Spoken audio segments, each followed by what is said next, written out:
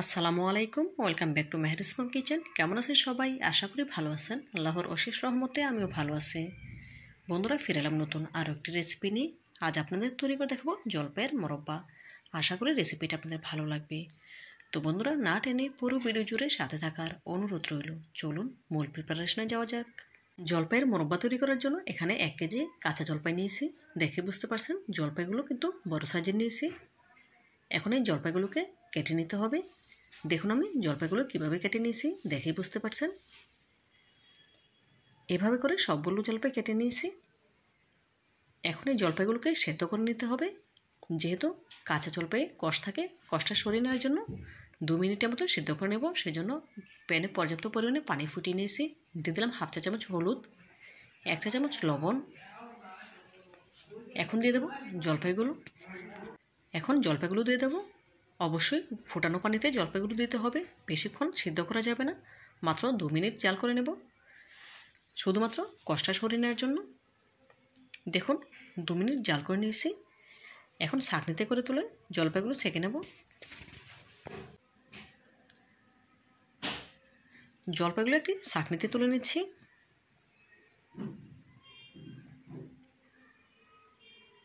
দেখুন সবগুলো জলপাই ছাঁকনিতে তুলে নিয়েছি।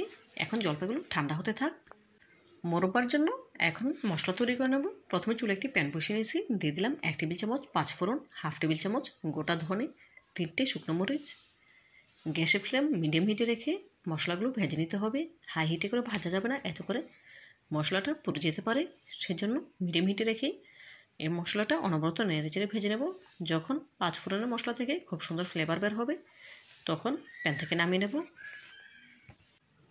এই মশলাটা আমি আধ ভাঙা করে নেব, একদম পাউডার করব না। দেখুন বন্ধুরা, এই পর্যায়ে পাঁচফোড়নের মশলাটা ভাজা হয়ে গিয়েছে। দেখেই বুঝতে পারছেন কালারটা কিন্তু অনেকটাই চেঞ্জ হয়ে এসেছে। এখন গ্যাসের ফ্লেম অফ করে দিয়ে চুলা থেকে নামিয়ে নেব। মোরব্বা তৈরি করার জন্য প্রথমে চুলে একটি প্যান বসিয়ে নিয়েছি। দিয়ে দিচ্ছি মেজারমেন্ট কাপের 2 কাপ চিনি, দেব 1/2 কাপ পানি। এখন নেড়েচেড়ে চিনিটা গালিয়ে নেব। 1 কেজি জলপাইয়ের জন্য আমি এখানে 2 কাপ চিনি ব্যবহার করেছি। 2 কাপ চিনি পারফেক্ট মাপের হয়েছে। দিয়ে দিচ্ছি 1 চা চামচ লবণ, 1/2 চা চামচ লাল মরিচের গুঁড়া। যে যেমন ঝাল খাবেন সে অনুযায়ী মরিচ দেওয়ার চেষ্টা করবেন। দেব 1/2 চা চামচ হলুদের গুঁড়া। এখন অপেক্ষা করব চিনিটা পুরোপুরি গলে বলক ওঠা পর্যন্ত।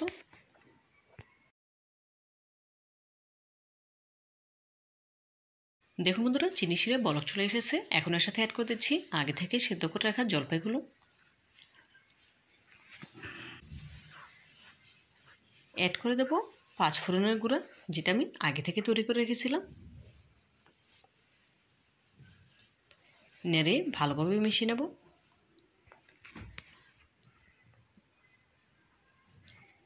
গ্যাসের ফ্লেম মিডিয়াম হিটে রেখে এই আচারটা তৈরি করে নিতে হবে। হাই হিটে করে আচারটা তৈরি করা যাবে না।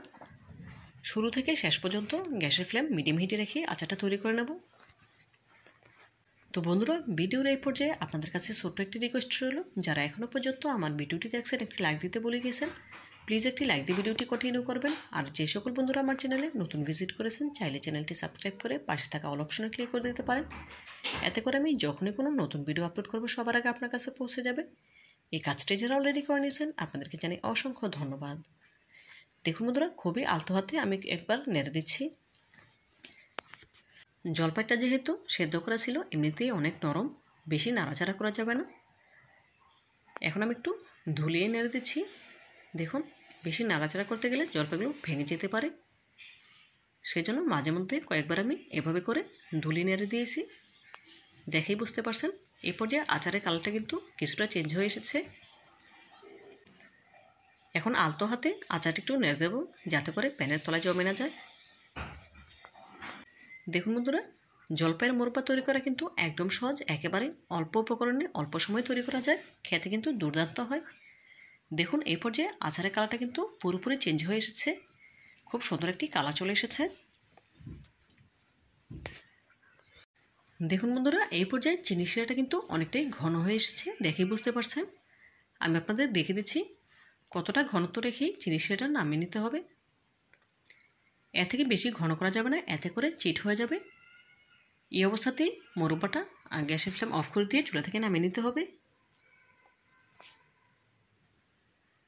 দেখুন বন্ধুরা, গ্যাসের ফ্লেম অফ করে দিয়েছি। এখন একটি সার্ভিং প্লেটে সার্ভ করে নিচ্ছি। এক এক করে সবগুলো মোরব্বা সার্ভ করে নেব। দেখুন বন্ধুরা, এক এক করে সবগুলো জলপাইয়ের মোরব্বা সার্ভ করে নিয়েছি। জলপাইয়ের মোরব্বার ফাইনাল লুকটা দেখুন, মাশাআল্লাহ, দেখতে কতটা সুন্দর এবং লোভনীয় হয়েছে। দেখতে যতটা সুন্দর হয়েছে, খেতে তার থেকেও অনেক বেশি মজার হয়েছিল। আপনারা অবশ্যই একবার হলেও আমার এই রেসিপিটি ফলো করে জলপাইয়ের মোরব্বা তৈরি করে খেয়ে দেখবেন, খুবই ভালো লাগবে ইনশাআল্লাহ। তো বন্ধুরা, আমার এই রেসিপিটি যদি আপনাদের একটু হলেও ভালো লেগে থাকে, প্লিজ লাইক করবেন এবং শেয়ার করবেন। আর আমার চ্যানেলটি সাবস্ক্রাইব করতে একদম ভুলবেন না। আজকের মতো বিদায় নিচ্ছি।